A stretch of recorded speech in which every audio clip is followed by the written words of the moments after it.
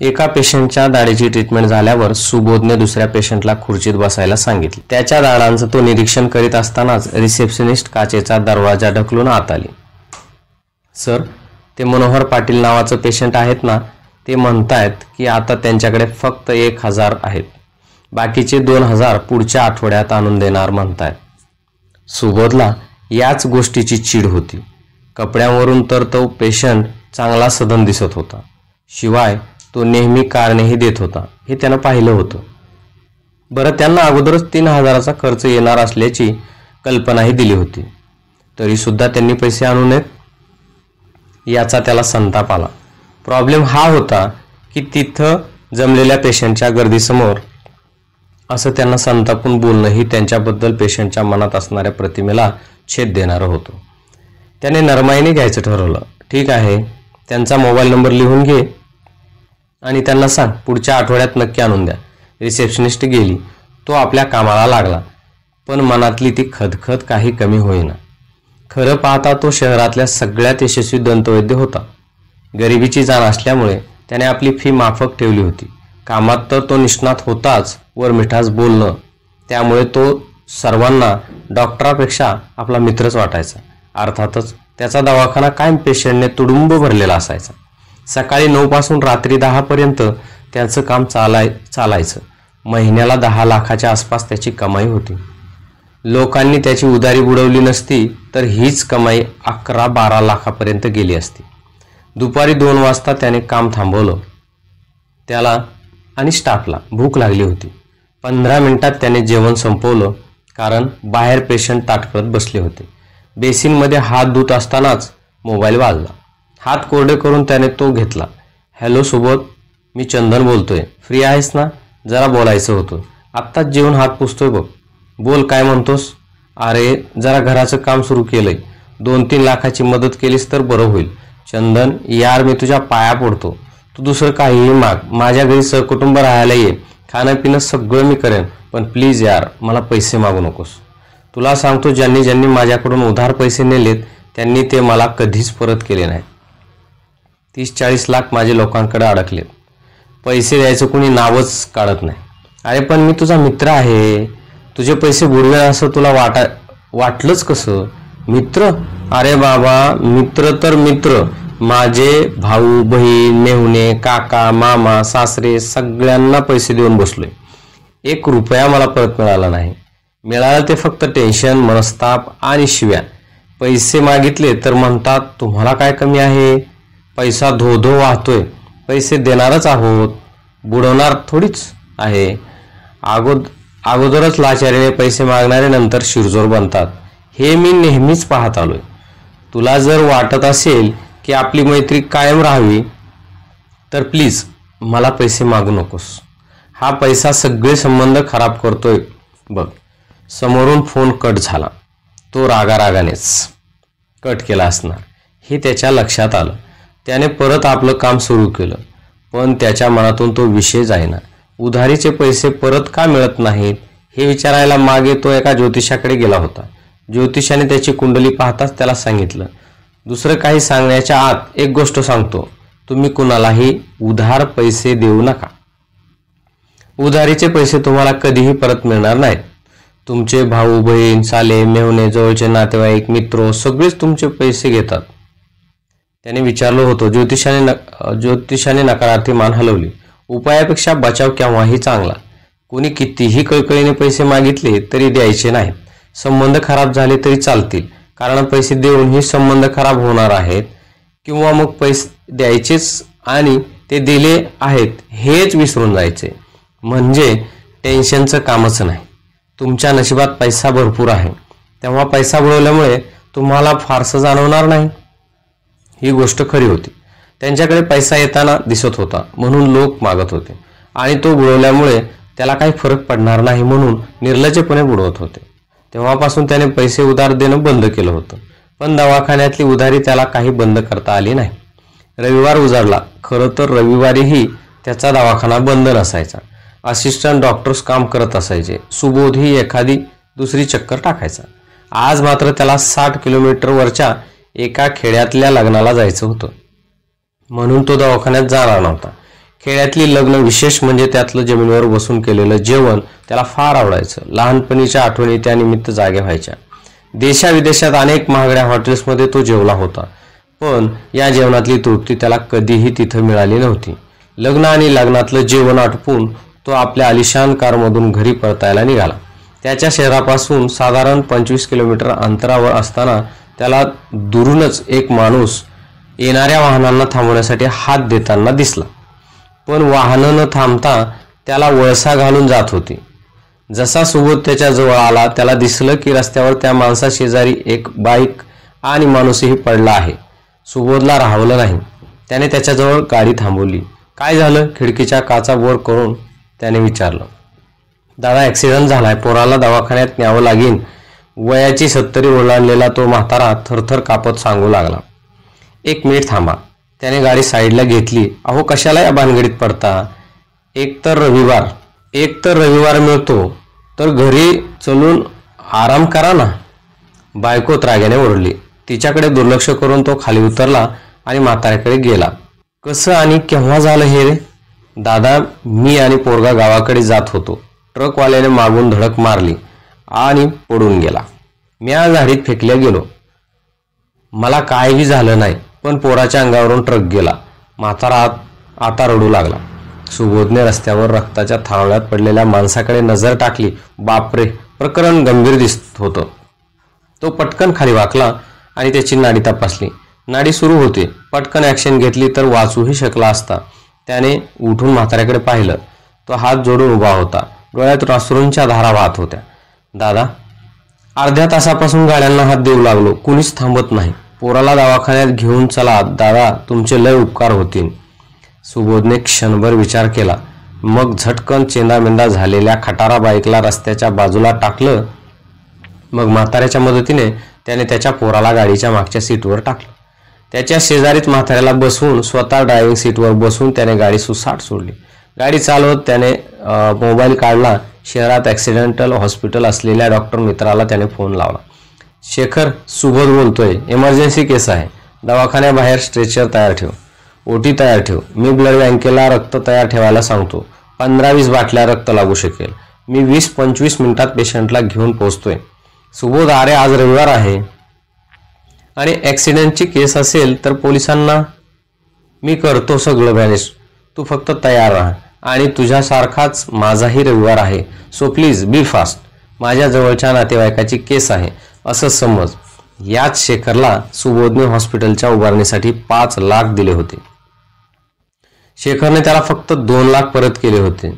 पण या उधारीवर बोलण्याची ही वेळ नाही याची जाणीव सुबोधला होती. शेखर दिलेल्या शब्दाला जागला. त्याने खरोखर सगळी तयारी करून ठेवली होती. त्या म्हाताऱ्याला बाहेरच बसवून त्याच्या पोराला ऑपरेशन थिएटरमध्ये तो घेऊन गेला.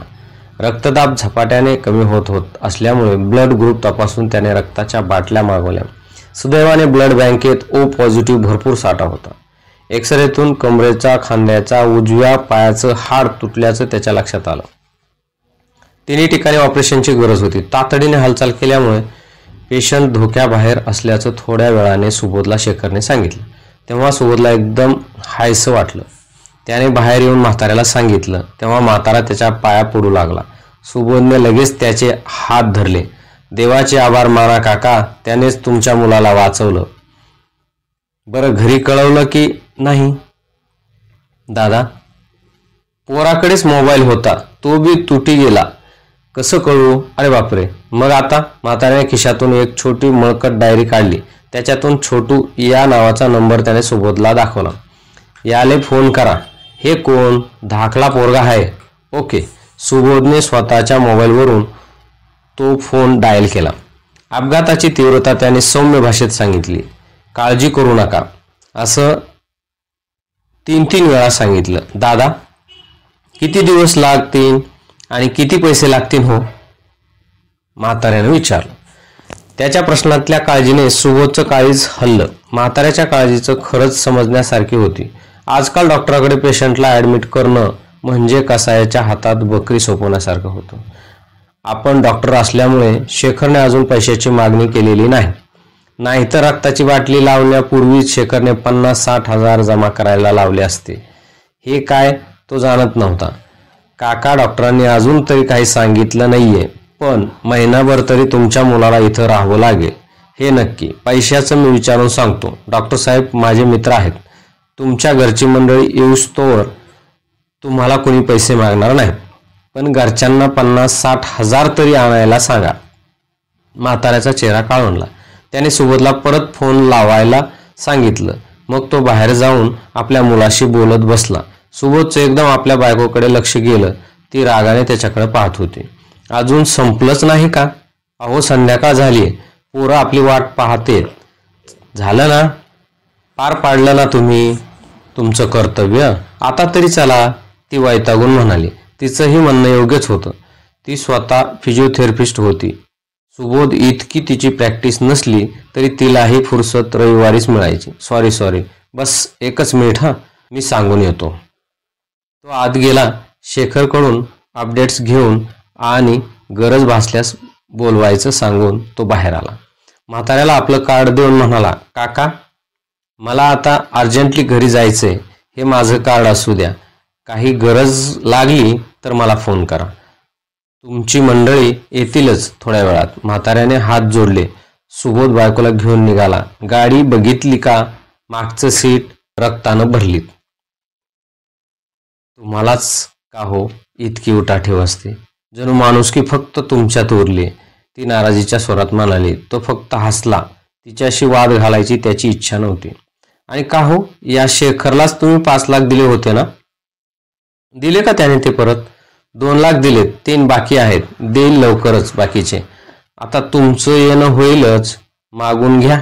बाई, लोक असतात 7-8 वर्षापूर्वी घेतलेले पैसे अजून परत करत नाही माणूस. तुझ्या भावानेही तर 7 लाख नेलेत, 1 रुपया तरी परत केला का?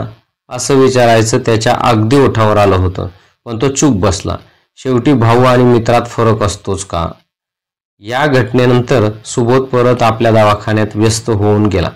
10-12 दिवसांनी त्याला शेखरचा फोन आला. सुबोध, तू आणलेला तो ॲक्सिडेंटल पेशंट शामराव पाटील, अरे त्यांचं ऑपरेशन करायचं, पण त्यांचे नातेवाईक पैसे संपले असं म्हणतात. काय करू? त्यांनी काहीच पैसे दिले नाहीत का? 1 लाख दिलेत, पण 1 लाखात काय होतंय? 3 ऑपरेशन्स होती. कमरेच्या हाडाचं केलं मी, हाताच्या आणि पायाचं बाकी आहे.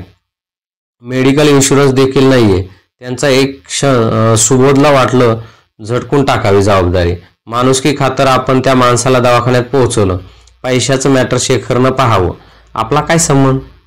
नसेल देत पैसे तर हाकलून दे दवाखान्याबाहेर. पण तो असं करू शकणार नव्हता. नव्हे, त्याचा तो स्वभावच नव्हता. म्हणूनच तर लोक त्याला आजपर्यंत फसवत आले होते.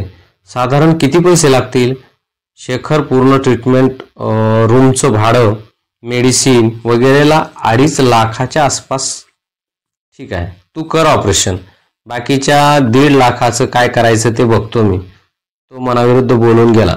मग त्याने रिसेप्शनिस्टला बोलावून सांगितलं, ज्या ज्या पेशंटकडे पैसे बाकी असतील त्यांना फोन कर आणि बाकी लवकरात लवकर पे करायला सांग. रात्री तो दवाखाना बंद करून घरी गेला. ज्या ज्या लोकांनी उधार दिले होते त्यांची लिस्ट केली. मग बायकोच्या नातेवाईकांना सोडून सगळ्यांना फोन लावायला सुरुवात केली. मृत्यूच्या दाढेत असलेल्या एका मित्राच्या उपचारासाठी तातडीने पैशाची गरज असल्याचे सांगून ताबडतोब पैसे देण्याची विनंती केली. पण कोणालाच त्याच्या मित्राच्या जीवाशी देणं घेणं नव्हतं. सगळेच पैसे न देण्याचे बहाणे सांगत होते. त्याच्याच पैशासाठी त्याला भीक मागावी लागत होती आणि घेणारे त्याला खेळवत होते. थकून त्याने फोन ठेवला. ज्या लोकांना दुसऱ्याच्या प्राणांचीही पर्वा नाही त्यांच्या अनावश्यक गरजासाठी आपण उसने पैसे द्यावेत, याचा त्याला भयंकर संताप आला. स्वतःला शिव्या देतच तो झोपायला गेला. दुसऱ्या दिवशी परत शेखरचा फोन आला. त्याला काय उत्तर द्यावं या विचारात असतानाच त्याला एक कल्पना सुचली. फोन उचलून तो म्हणाला, शेखर, असं कर ना, तुझ्याकडे माझे 3 लाख बाकी आहेत. त्यातले 1.5 लाख तू वापरून घे. 1.5 लाख तू मला पुढच्या वर्षी दिले तरी चालते. पलीकडे एकदम शांतता पसरली. मग क्षणभराने शेखर म्हणाला, ते पैसे नंतर दिले असते मी. सुबोध, तुला तर माहीतच आहे माझ्या आसपास बरेच ॲक्सिडेंटल हॉस्पिटल आहेत, त्यामुळे माझी कमाई काही तुझ्या इतकी नाही. आणि ओळख पाळख नसलेल्या लोकांसाठी तू तरी का स्वतःचे पैसे वाया घालवतोय? करतील ते त्यांचं कसंही. तुला वाटतं का ते तुला पैसे परत करतील म्हणून? मग तू मला फोनच का केला? हाकलून द्यायचं असतं ना त्यांना. झक मारून आणले असते त्यांनी पैसे, सुबोध चिडून म्हटला. तशी शेखरची बोलती बंद झाली. मग सुबोधचा नरमाईच्या स्वरात म्हणाला, हे बघ शेखर, 7-8 वर्ष झालीत तुला पैसे देऊन. मी कधीही बोललो नाही, कधी तुला पैसे मागितले नाही. आताही मी तुला 3 लाख मागत नाहीये. शामरावासाठी जे वरचे 1.5 लाख अजून लागतायत तेच फक्त मी तुला मागतोय. शेखरने लवकर उत्तर दिलं नाही. मग म्हणाला, ठीक आहे, करतो मी ॲडजस्ट, पण मला 2 वर्षात तरी पैसे मागू नकोस. Okay, done. आणि तुला सांगू का शेखर, मला हा परोपकार आणि मदतीचा किडा चावलाय म्हणून मी उठसूट कोणालाही मदत करत असतो. काय करू, स्वभावच आहे माझा. कोणाचं दुःख पाहावलं जात नाही माझ्याकडून. नाहीतर तुला एका फटक्यात 5 लाख कशाला काढून दिले असते मी, बरोबर लागू होणार होती. शेखर शब्दही काढू शकला नाही. 1 महिन्यानंतर सुबोधला शेखरचा फोन आला.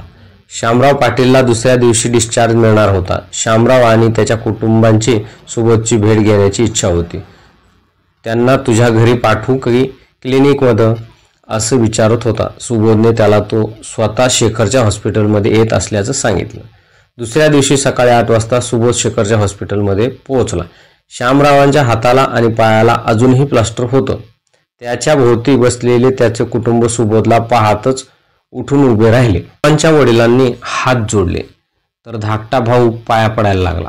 सुबोधने त्यांना उठवलं तर तो रडायला लागला. डॉक्टर साहेब, तुमचे खूप उपकार आहेत. तुमच्यामुळे माझा भाऊ आज आम्हाला डोळ्यासमोर दिसतोय. अरे बाबा, मी निमित्त आहे. त्या देवानेच हे घडवून आणलं. दादा, तुम्हीच आमचे देव, शामरावचे वडील म्हणाले. त्यांच्या डोळ्यातून अश्रू वाहत होते. दादा, समध्या नातेवाईकाकडे भीक मागत फिरतो. एकाने बी 1 रुपया काढून दिला नाही.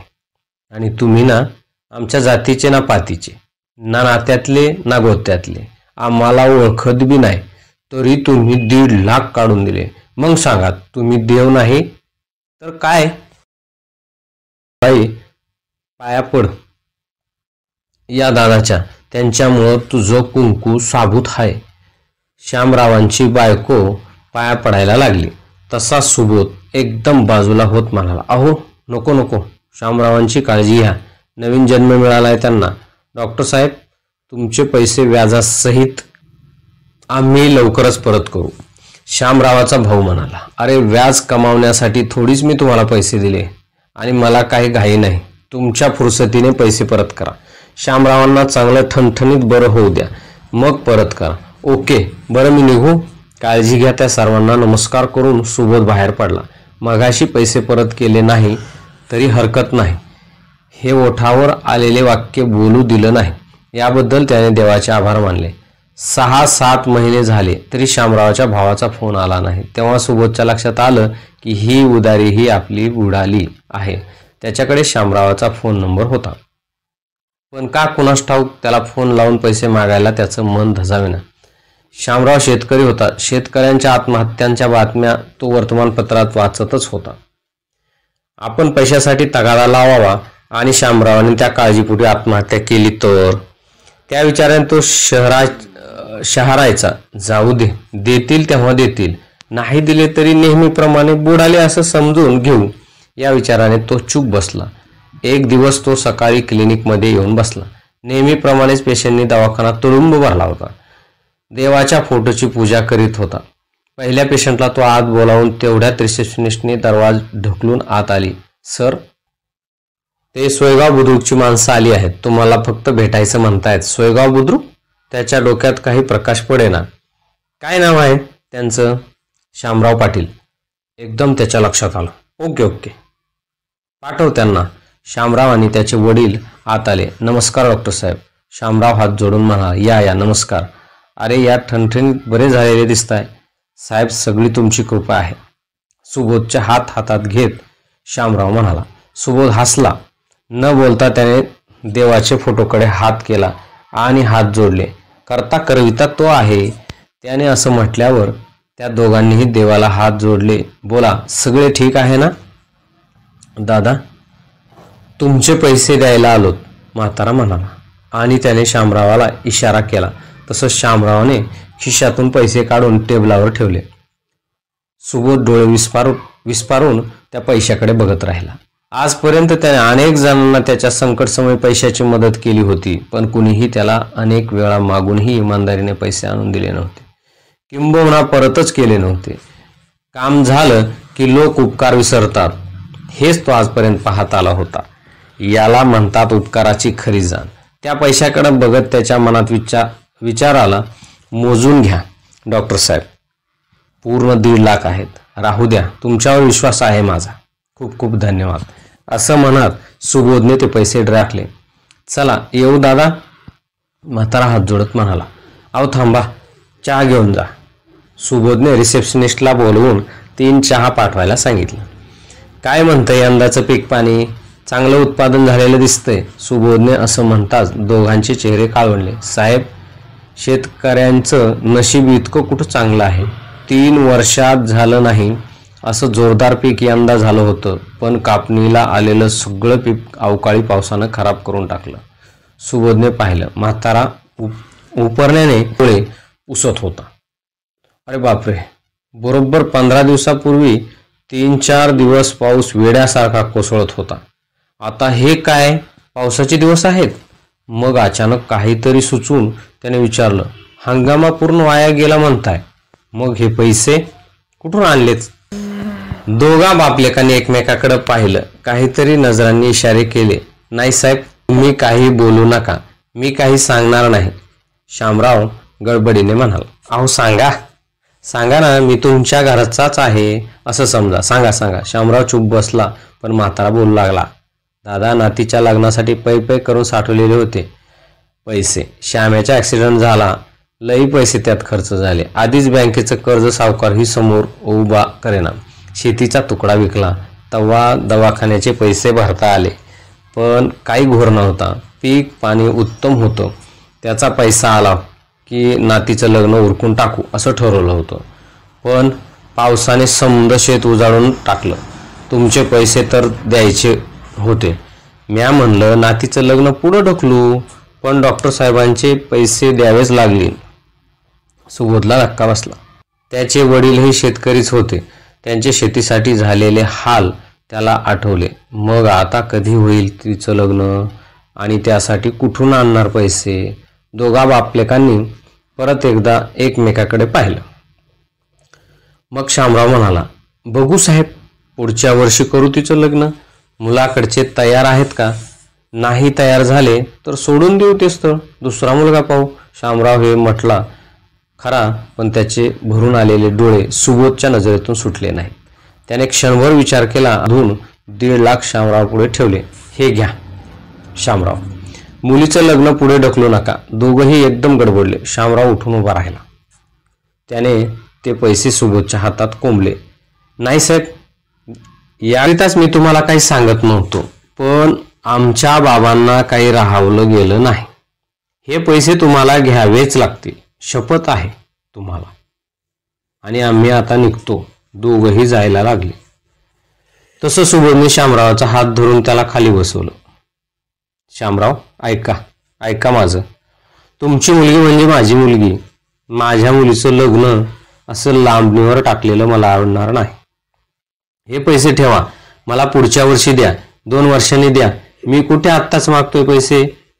नाही दादा, शेतीचा काय भरोसा? 2-3 वर्ष तुमचे पैसे देणं जमलं नाही तर आम्हाला घास गिळणार नाही. तुम्हाला हे पैसे ठेवूनच पडेल, म्हातारा म्हणाला. ठीक आहे, नका देऊ मला पैसे, सुबोध एकदम बोलून गेला. मला गरज नाही या पैशाची, देवकृपेने माझ्याकडे भरपूर आहे. दोघा बापलेकांनी त्यांच्याकडे आश्चर्याने पाहिलं. मग दोघांचेही चेहरे नाराजीने भरून गेले. डॉक्टर साहेब, तुम्ही मला जीवन दिलं, तुमच्याकडून पैसा घ्यायचा पाप मी कसं करू? शामराव, हे पैसे मी तुम्हाला देतच नाहीये, माझ्या मुलीला देतोय. आणि कमी पडले तर सांगा, मी अजून देईन. त्याच्या हातात पैसे कोंबत सुबोध म्हणाला, हातातले पैसे शामराव बघत राहिला आणि मग एकदम बाण फुटल्यासारखा ढसाढसा रडू लागला. सुबोध खुर्चीतून उठून पुढे आला. शामरावाला जवळ घेऊन त्याच्या पाठीवर थोपटत राहिला. चहा आला तो पिऊन दोघांनी त्याला नमस्कार केला आणि निघाले. साहेब, मुलीच्या लग्नाला या बरं, मी लवकरच पत्रिका घेऊन येतो आणि तुम्ही आशीर्वाद दिल्याशिवाय मी तिला सासरी पाठवणार नाही. तेव्हा जरूर जरूर या. दोघं गेले. सुबोध परत आपल्या खुर्चीत बसून विचार करू लागला. ज्योतिषी म्हटला होता ते परत एकदा खरं ठरलं होतं. त्याची उधारी परत एकदा बुडीत खात्यात गेली होती. पण यावेळी ती बुडायला तो स्वतः जबाबदार होता. पण गंमत अशी होती की यावेळी त्याची त्याला ना खंत होती ना पश्चाताप. उलट समाधानाने त्याचं मन भरून आलं होतं. तर मित्रांनो, ही कथा तुम्हाला आवडली असेल तर व्हिडिओला लाईक करा, शेअर करा आणि आमच्या चॅनलला सबस्क्राईब करा. थँक्यू.